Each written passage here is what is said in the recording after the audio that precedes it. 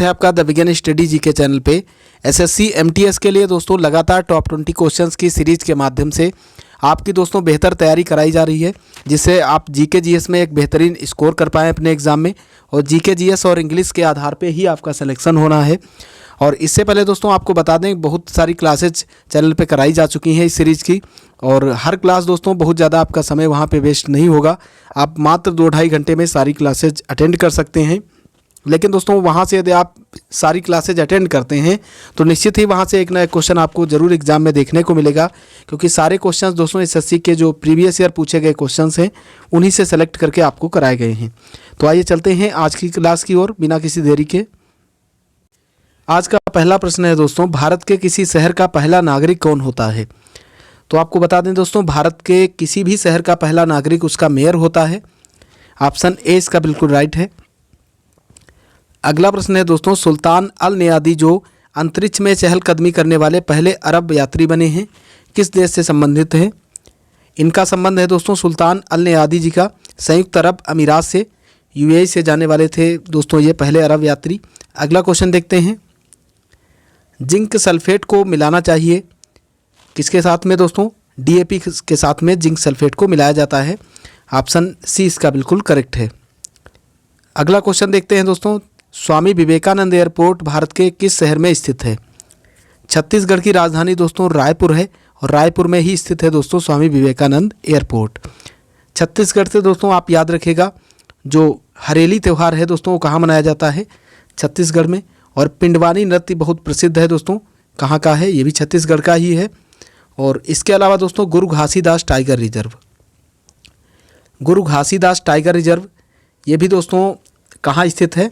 छत्तीसगढ़ में ही स्थित है। तो ये सारे क्वेश्चंस आप याद रखिएगा। अगला प्रश्न देखिएगा, निम्न में से किसने मुगल काल में ऐतिहासिक विवरण लिखा है? मुगल काल का ऐतिहासिक विवरण किसने लिखा है? गुलबदन बेगम के द्वारा लिखा गया है। ऑप्शन सी इसका बिल्कुल राइट है। ये दोस्तों हुमायूं की बहन थी गुलबदन बेगम। अगला क्वेश्चन देखते हैं, आलू के हरेपन से होती है पोषण गुणवत्ता में वृद्धि, पोषक गुणवत्ता में कमी, रोग प्रतिरोधकता में वृद्धि, रोग प्रतिरोधकता में कमी। तो आलू का जो हरापन हो जाता है वो किस कारण होता है? पोषक गुणवत्ता में कमी के कारण होता है। ऑप्शन 20 का बिल्कुल राइट है। अगला प्रश्न देखिएगा दोस्तों, राष्ट्रीय चिकित्सा उपकरण नीति 2023 के अनुसार 2030 तक चिकित्सा उपकरण उद्योग की लक्ष्य वृद्धि क्या है? 2030 तक दोस्तों जो चिकित्सा उपकरण नीति है उसके तहत 2030 तक दोस्तों जो चिकित्सा उपकरण हैं उनके उद्योग की लक्ष्य वृद्धि क्या है दोस्तों? ये है दोस्तों 50 अरब अमेरिकी डॉलर। ऑप्शन सी इसका बिल्कुल करेक्ट है। अगले क्वेश्चन की ओर बढ़ते हैं, गेहूं की अधिक उपज देने वाली प्रजातियों को भारत में आरंभ किया गया 1947 में, 1966 में, 1976, 1986 में। तो आप सभी को पता होगा दोस्तों हरित क्रांति आई थी 1966-67 में, और उसी समय दोस्तों क्या हुआ था, गेहूं की जो उन्नतशील प्रजाति थी उनको दोस्तों आरंभ किया गया था। और हरित क्रांति से आप याद रखिएगा, भारत में हरित क्रांति के जनक कौन है दोस्तों? एमएस स्वामीनाथन। एमएस स्वामीनाथन है दोस्तों। और विश्व का यदि आपसे पूछा जाए तो नॉर्मन बोरलाग, विश्व में हरित क्रांति के जनक हैं नॉर्मन बोरलाग। तो ये क्वेश्चन भी आप याद रखिएगा।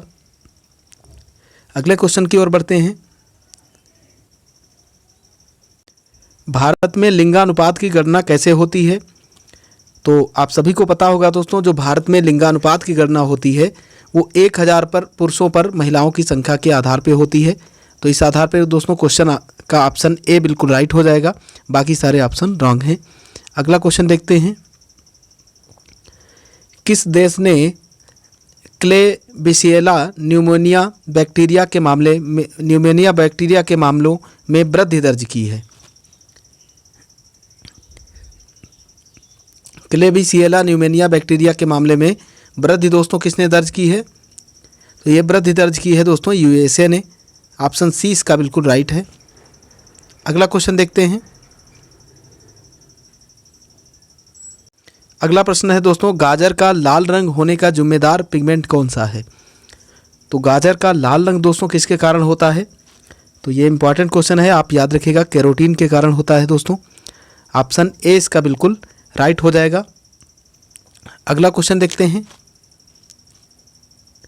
अगला प्रश्न है दोस्तों, रेशम के कीड़े किन पर पलते हैं? करी के पत्ते पर, तुलसी के पत्ते पर, गुलाब के पत्ते पर, या सहतूत या मलबरी सहतूत के पत्ते पर? तो रेशम कीट का पालन जो होता है दोस्तों वो होता है मलबरी या सहतूत के पत्तों पर। ऑप्शन डी इसका बिल्कुल करेक्ट हो जाएगा। और रेशम पालन जो होता है उसको दोस्तों सेरीकल्चर कहा जाता है। क्या कहा जाता है? सेरीकल्चर कहा जाता है, तो इसे भी आप याद रखेंगे। अगला क्वेश्चन देखते हैं। कौटिल्य का संबंध निम्नलिखित में से किस विश्वविद्यालय से था? वैशाली, नालंदा, पाटलिपुत्र, तक्षशिला?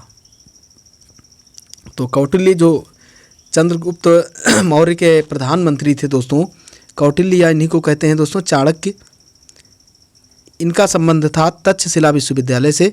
ऑप्शन डी इसका बिल्कुल राइट है। अगला प्रश्न ये है दोस्तों, मिड इंफ्रारेड इंस्ट्रूमेंट्स यानी दोस्तों MIRI मीडियम रेजोल्यूशन स्पेक्ट्रोस्कोपी किस अंतरिक्ष एजेंसी से जुड़ा है? NASA, ISRO, JAXA, CIRN? तो इसका संबंध दोस्तों किससे है? इसका संबंध है दोस्तों नासा से, जो कि अमेरिका की दोस्तों स्पेस एजेंसी है, USA की नासा। और रसिया की कौन सी है दोस्तों? रॉसकॉसमॉस। ये दोस्तों रसिया की स्पेस एजेंसी है।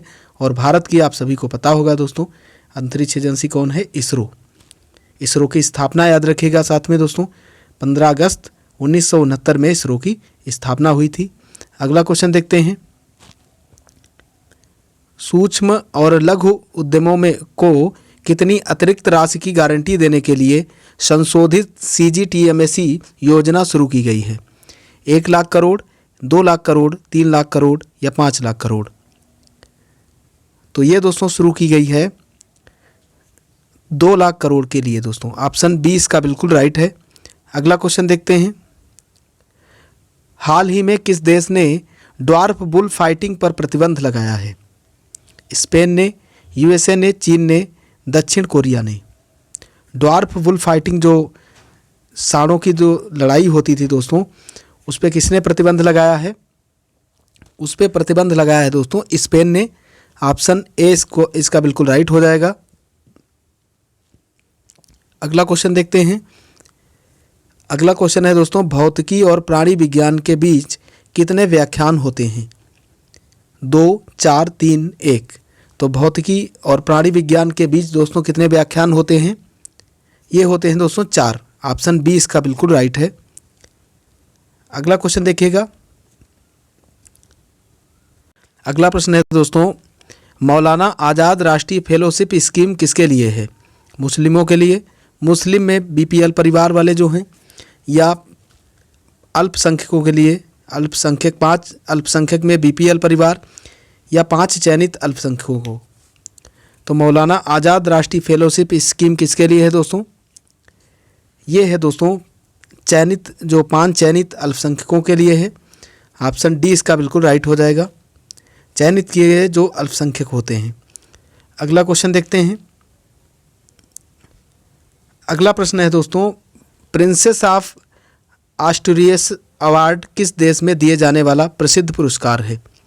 प्रिंसेस ऑफ आस्टूरियस अवार्ड दोस्तों किस देश में दिया जाने वाला प्रसिद्ध पुरस्कार है? स्पेन, इटली, USA या दोस्तों ऑस्ट्रेलिया? तो ये पुरस्कार कहाँ दिया जाता है दोस्तों? स्पेन के अंदर दिया जाता है दोस्तों। स्पेन की राजधानी आप याद रखिएगा कौन सी है दोस्तों? मैड्रिड इसकी राजधानी है। और इटली दिख रहा है, इटली की राजधानी दोस्तों कौन सी है? रोम है। और रोम दोस्तों किस टाइबर नदी के किनारे है? ये कई बार पूछा गया है, आप इसको याद रखिएगा, कल भी मैंने बताया था। अगला क्वेश्चन, आज का लास्ट क्वेश्चन देखते हैं। कौन सा देश पाकिस्तान को Mi-17 हेलीकॉप्टर इंजन और सहायक स्पेयर पार्ट्स की आपूर्ति कर रहा है? चीन, पाकिस्तान, रूस, यूक्रेन? तो Mi-17 हेलीकॉप्टर की आपूर्ति पाकिस्तान को कौन कर रहा है दोस्तों?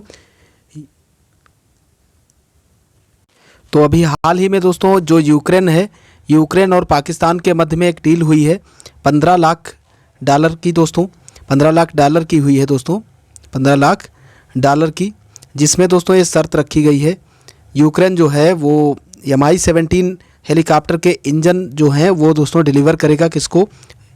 यूक्रेन पाकिस्तान को करेगा। तो इसे आप याद रखिएगा। इसी के साथ दोस्तों आज की क्लास यहीं पर समाप्त होती है। आशा करता हूँ ये क्लास आपको पसंद आई होगी। यदि क्लास आपको पसंद आई है तो आप इसे लाइक कीजिए, और अभी तक आप ये चैनल से नहीं जुड़े हैं तो चैनल को सब्सक्राइब करके चैनल से ज़रूर जुड़ें दोस्तों, ताकि हर वीडियो की नोटिफिकेशन आप तक आसानी से पहुँच सके। पूरा वीडियो लास्ट तक देखने के लिए आपका बहुत बहुत धन्यवाद। जय हिंद, जय भारत।